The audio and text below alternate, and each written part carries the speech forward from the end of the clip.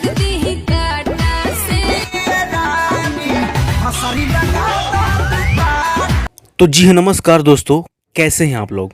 दोस्तों ये देखिए बवाल रील वीडियो।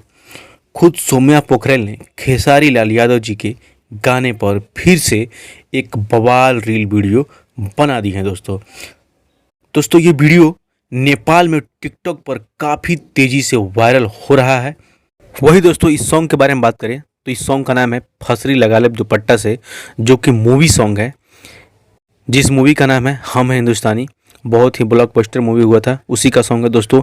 इसी सॉन्ग पे सौम्या पोखरेल ने ज़बरदस्त बवाल रील वीडियो बना दी है। तो दोस्तों ये रील वीडियो आप लोग को कैसा लगा कमेंट में ज़रूर बताइएगा। और दोस्तों उससे पहले आप लोग इस चैनल पर नए हैं तो चैनल को सब्सक्राइब कर लीजिए और पास में घंटी को दबा दीजिए, ऐसे ही भोजपुरी से जुड़ी तमाम खबर सबसे पहले पाने के लिए। तो चलिए मिलते हैं किसी नेक्स्ट वीडियो में नेक्स्ट अपडेट के साथ। तब तक आपको बाय, टेक केयर।